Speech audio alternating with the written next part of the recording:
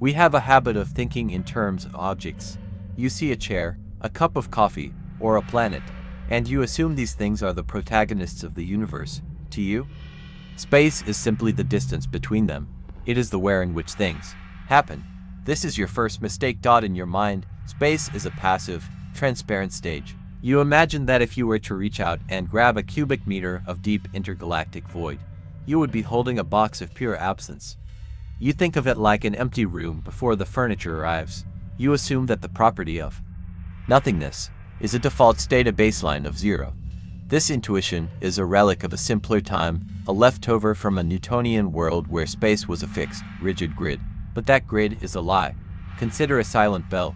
To your eyes, it is doing nothing. It sits there, inert. But if you were to look closer, far closer than your eyes allow, you would see that the atoms of that bell are never truly still. They hum with a restless, thermal jitter. Silence is just a macroscopic mask for microscopic chaos. Space is the same. When you look at a void, you are looking at a physical medium that has been calmed to its lowest possible energy state.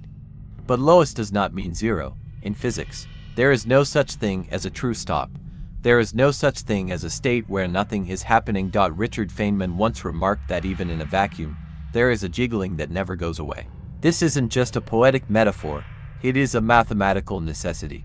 If space were truly empty, if it were truly a nothing, it would violate the most fundamental rules of the quantum world. To be nothing would mean having a precise position, and a precise momentum of exactly zero. Nature does not allow such precision. It forbids the stillness you imagine. Instead, space is more like a vast, invisible ocean. You are like a fish that has spent its entire life swimming in the deep, never once realizing that the water exists because you have never seen a dry surface. You think you are moving through a vacuum, but you are actually wading through a thick, energetic soup. Every point in the room you are sitting in right now is a coordinate in a field. This field is a physical substance. It can be bent, it can be stretched, and as we will see, it can be weighed. When you move your hand through there, you aren't just pushing atoms aside. You are moving through a medium that was already full, before the atoms ever got there. The stage is not empty, the stage is alive, and the actors you see, the electrons and the light, are not separate from the stage. They are merely the parts of the stage that are vibrating loudly enough for you to notice. To understand why space isn't empty, you have to let go of the thing you cherish most, the idea of a thing. Since you were a child, you have pictured the universe as a collection of marbles. You imagine an electron as a tiny, solid point of matter, a little ball of stuff flying through a void. You think of a photon as a little bullet of light. In your mind, there is a clear distinction between the object and the space the object occupies. There is the player, and then there is the field. This distinction is a fantasy. It is an approximation we use because our brains are too primitive to perceive the truth. In the reality Feynman and his peers uncovered, there are no marbles. There are only fields. Imagine a vast, translucent silk sheet stretched tight in every direction, reaching to the edges of the cosmos. This sheet is the electron field. Normally, it lies flat and quiet. When it is quiet, you see nothing. You see empty space. But if you pluck that sheet, a ripple travels across it. That ripple, that localized concentration of energy, is what you call an electron. Now, imagine thousands of these sheets layered on top of one another, occupying the same space. One for photons, one for quarks, one for gluons. Every particle in your body is not a separate entity. It is a wave in an underlying ocean that was already there. You are not a collection of parts. You are a complex interference pattern. This changes everything about the vacuum. If space were a container, you could theoretically empty it. But if space is the fields, you can never truly have nothing. Even if you remove the ripples, the particles, the sheet remains. And as we established, the sheet is never perfectly still. Think of a guitar string. Even if you don't pluck it, if you look at it under a powerful enough microscope, the atoms within the string are still vibrating. At the quantum level, the field has a zero-point energy. It is a floor below which you cannot go. This means that what you call a vacuum is actually the ground state of all these overlapping fields. It is the lowest possible hum of the universe's engine, but the engine is always running. If you were to look at a single point in empty space, the field value there is not a fixed zero. It is fluctuating. It is a chaotic, vibrating mess of potential. The only reason it looks empty to you is because you are looking at it from a distance, where the frantic jiggling averages out to a dull, deceptive silence. You think you are looking at a void. In reality, you are looking at a storm that is so constant, you've mistaken it for stillness. This isn't just a matter of semantics. Because the field is always vibrating, it is always capable of doing something. And when we look at how things move through this nothingness, we find that the nothingness is actively pushing back. To understand the sheer density of the vacuum, we have to look at how a single particle travels from point A to point B. In your everyday life, if you throw a ball, it follows a single, predictable arc. It goes from your hand to the target along one path. This is your intuition speaking, the belief that an object occupies one place at one time and moves along one trajectory. But Richard Feynman destroyed this. He realized that at the scale of the vacuum, a particle doesn't just take the sensible path, it takes every path. According to Feynman's path integral formulation, when an electron moves through empty space, it simultaneously explores every possible route. It goes in a straight line.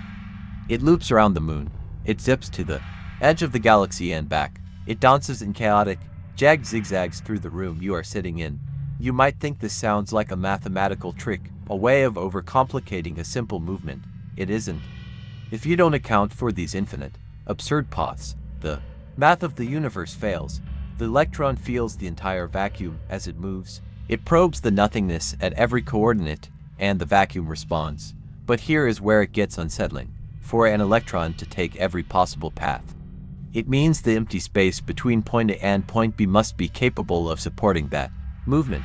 It means the vacuum is not a gap the electron crosses, it is a dense, interconnected web of activity. Think of a crowd in a train station. If the station were truly empty, you could walk in any direction without resistance. But if the station is packed shoulder to shoulder with people, your path is determined by the collective jostling of the crowd. The vacuum is that crowd. Feynman showed us that what we perceive as a simple, empty void is actually a theater of infinite possibilities occurring all at once. The reason you see a particle move in a straight line isn't because the other paths don't exist, it's because the phases of all those chaotic, wild paths cancel each other out, leaving only the most probable one visible to your clumsy human eyes. This sum over histories reveals that the vacuum is saturated with information and action. It is a medium so thick with potentiality that a single electron cannot move an inch without consulting the entire universe. You aren't watching a lone actor cross a stage. You are watching a ripple try to navigate an ocean that is already turbulent with every wave that could possibly exist. If the vacuum were truly empty, there would be no paths to take. There would be no medium to sustain the calculation. The very fact that things can move at all is proof that the nothing is a structure of staggering complexity. And as we're about to see, this structure isn't just made of potential paths, it's made of physical, flickering ghosts. In your world, you cannot get something for nothing. You are bound by the law of conservation of energy, a cosmic balance sheet that insists every debt be paid. You believe that if a space contains no matter and no light, its energy total must be a hard, unyielding zero. But the vacuum does not follow your rules. It operates on a loophole provided by the Heisenberg uncertainty principle. In the quantum realm, there is a fundamental trade-off between time and energy for a fleetingly small window of time. The universe is allowed to cheat. It can borrow a massive amount of energy from the vacuum, as long as it pays it back before the universe notices. This isn't a rare occurrence. It is happening everywhere, trillions of times a second, in every point of the space between your eyes and this screen. Because dollar equals MCE dollar, energy and matter are two sides of the same coin. This means that nothingness is constantly giving birth to something. Pairs of particles, an electron and its antimatter twin, a positron, spontaneously pop into existence out of the void. They aren't coming from anywhere. They are summoned from the field's own inherent jiggling. They appear, they wink at the universe, and then they collide and annihilate back into the nothingness from which they came. We call these virtual particles. Image: a high-speed visualization of the vacuum foam, showing particles popping in and out of existence like static on a television. You might want to dismiss them as virtual because they are temporary. That would be a mistake. To physics, they are as real as the floor beneath your feet.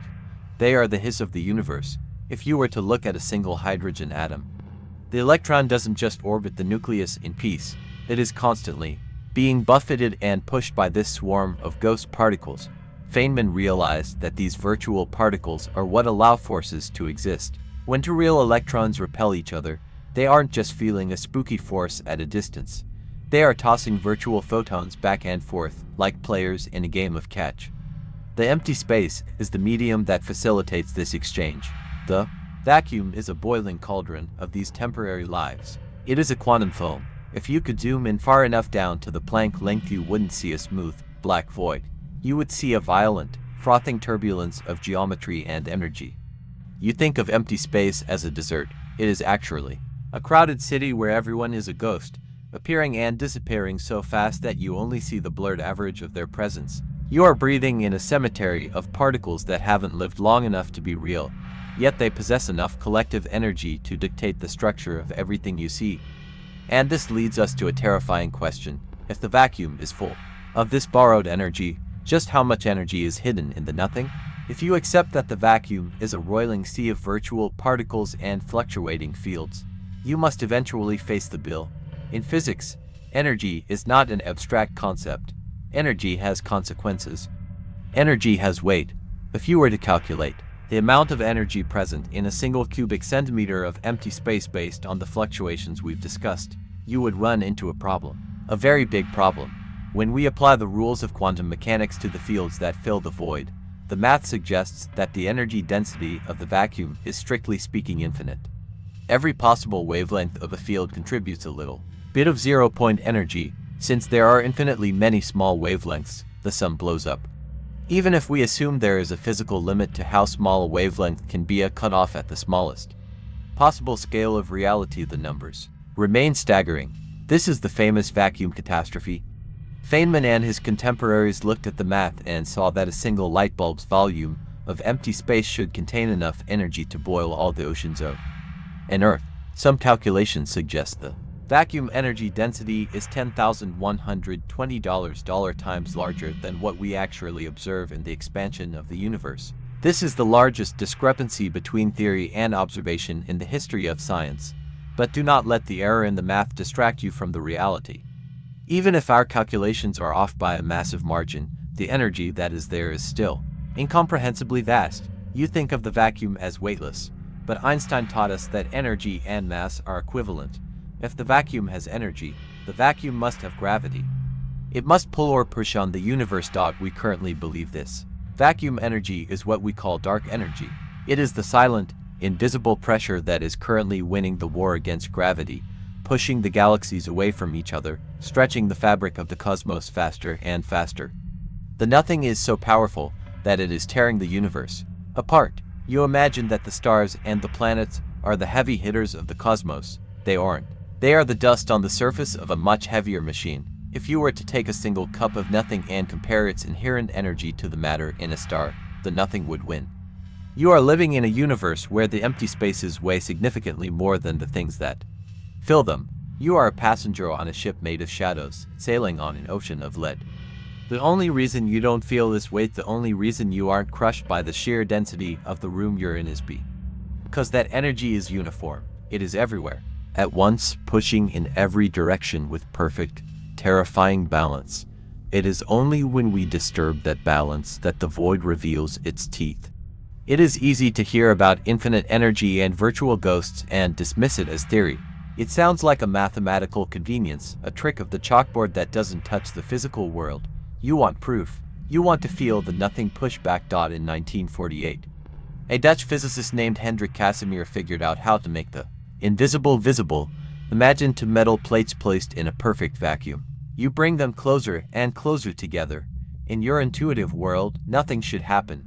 There is no air to create suction. There are no magnets. There is only nothing between them and nothing outside them. 0 equals 0. But the vacuum is not 0. It is a sea of waves. Recall that the vacuum is filled with virtual particles of every possible wavelength. Some are long, some are incredibly short. When you bring those two plates very close together, micrometers apart, you create a restricted space. Only the very short ripples of the vacuum can fit between the plates. The longer waves are physically excluded. They are too big for the gap, however, outside the plates. There is no such restriction. The entire infinite spectrum of the vacuum's energy is pressing in from the back. Because there is more nothing outside the plates than there is inside them, the vacuum creates a pressure. The plates are slammed together by the sheer weight of the fluctuating fields of the void. This isn't a theory. We have measured it. We have watched the empty space perform work. We have seen the void exert a physical force that can move solid objects. This is the shadow of the vacuum. Just as a shadow proves the existence of a light source, the Casimir effect proves that the vacuum is a pressurized medium. It is the ultimate correction to your intuition. You can't have a suction of nothingness unless the nothingness was actually something to begin with. We are now forced to look at the universe through a different lens.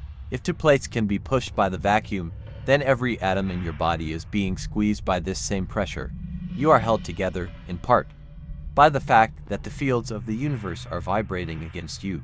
You are not standing in a void. You are a pressurized vessel submerged in a cosmic ocean. If that ocean were to ever truly vanish, if the vacuum were to truly become empty, the physics that governs your atoms would cease to function. You exist only because the nothingness is full. We are left with a reality that is the inverted image of everything you once believed. You started this journey believing you were a solid object moving through an empty void. You believed that nothing was the background and something was the event. Now, you must face the final, unsettling truth. It is the other way around. The vacuum is the only truly solid thing in the universe. It is a dense, unchanging, and infinite plenum. It is the primary substance. What you call matter, the stars, the planets, the people you love are not additions to this medium. They are subtractions. They are tiny, localized defects in the perfection of the field. Think of a block of ice. It is clear, solid, and uniform. If that ice has a tiny crack or a bubble inside it, that bubble is what catches the light. You see, the bubble. You focus on the bubble. You might even think the bubble is the thing that matters, but the bubble is just an absence of ice. It is a place where the primary structure has been disturbed. You are that bubble. Your atoms are just the places where the vacuum fields have been agitated into a higher state of vibration. You are a low-pressure zone in an infinite, high-pressure sea of energy. When you die, your energy doesn't disappear. It simply settles back into the ground state. The ripple returns to the ocean. The nothing reclaims its own. Feynman's legacy isn't just a set of equations for calculating particle scattering. It is a philosophical shift that demands you stop looking at the actors and start looking at the stage. The vacuum is not a silent witness to the history of the universe. It is the history of the universe. It holds the memory of every path taken, the potential for every particle yet to be born, and the staggering energy that drives the expansion of the cosmos. There is a profound, terrifying beauty in this. You are never alone. You are never truly in a void. You are woven into the fabric of a nothingness that is more alive and more substantial than the flesh on your bones. The next time you look up at the dark gaps between the stars, don't see an empty abyss. See a reservoir of infinite power. See a solid, shimmering field of potential that is simply waiting for a reason to vibrate. The void isn't empty. It is just waiting for you to notice that it's everything.